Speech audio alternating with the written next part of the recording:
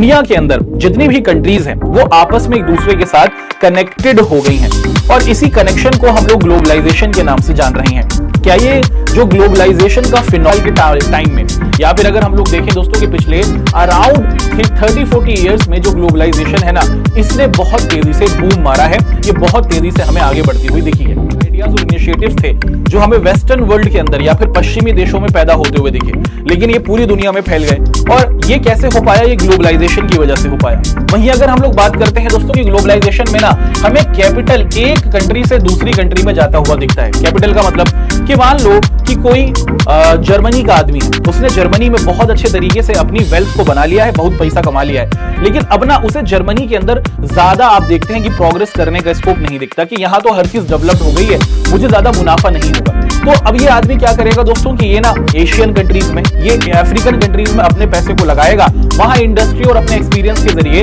वहां बिजनेस को क्रिएट करेगा। तो ग्लोबलाइजेशन के जरिए एक कंट्री के अंदर रहने वाले लोग दूसरी कंट्री के अंदर अपना कैपिटल यानी कि अपना रोकड़ा, अपना पैसा इन्वेस्ट करते हैं।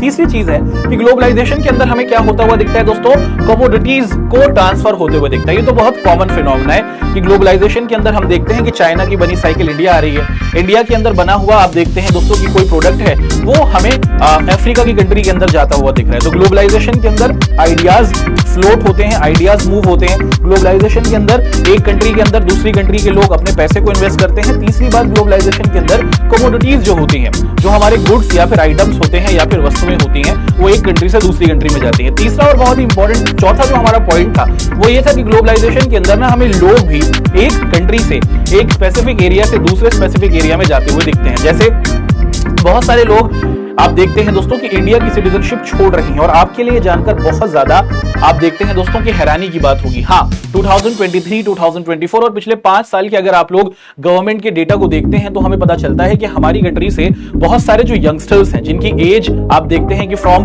22 to 30 है, वो लोग बहुत सारी दूसरी कंट्रीज में जंग करते थे। लेकिन एक चीज हमें आती हुई दिखी जिसे हम लोगों ने कहा टेक्नोलॉजी। अरे टेक्नोलॉजी आ गई। टेक्नोलॉजी का मतलब क्या है दोस्तों कि आप देखते हैं कि अब ना ह्यूमंस ने अलग अलग इनोवेशंस पर काम करना शुरू कर दिया। हमने इंडस्ट्रीज पर काम किया, हमने एक तरीके से आप देखते हैं कि कम्युनिकेशन के बहुत सारे डिवाइसेस बना लिए, हमने टेलीग्राम, टेलीफोन को इन्वेंट कर लिया, जिसके जरिए अब कम्युनिकेशन हो जाता था, जानकारी मिल जाया करती थी।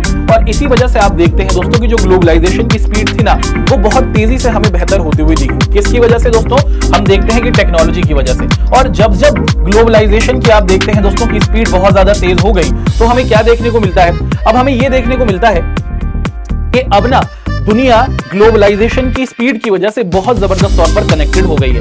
और इतनी ज्यादा कनेक्टेड हो गई है कि भाई अगर किसी एक कंट्री के अंदर कोई इंसिडेंट हमें घटता हुआ दिखता है तो पूरी दुनिया पर उस पर असर पड़ता हुआ दिखता है। हमने एग्जांपल के तौर पर डिस्कशन किया था कि जब यूक्रेन और रशिया की वॉर हुई थी तो पूरी दुनिया के अंदर इंस्टेबिलिटी एक तरीके से आप देखते हैं कि आ गई थी। दुनिया की सभी कंट्रीज परेशान हो गई थी।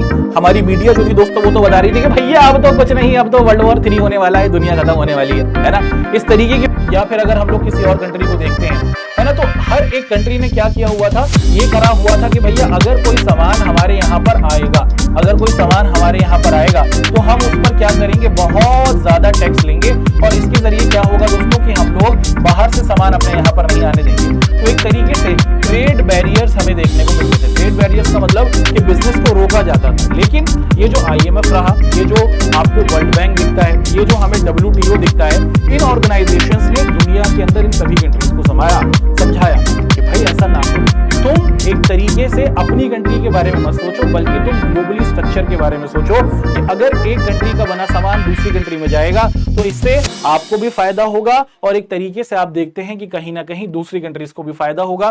तो ये जो हमारा IMF रहा या फिर हमें वर्ल्ड बैंक देखने को मिलता है या फिर आप देखते हैं दोस्तों कि ये जो हमारा WTO हमें देखने को मिलता है, इन ऑर्गेनाइजेशंस ने दुनिया की जो अलग अलग पॉलिसीज रही थी स्पेसिफिकली ट्रेड बैरियर को लेकर, उसको चेंज कराने में बहुत बड़ा कॉन्ट्रीब्यूशन दिया। और उसी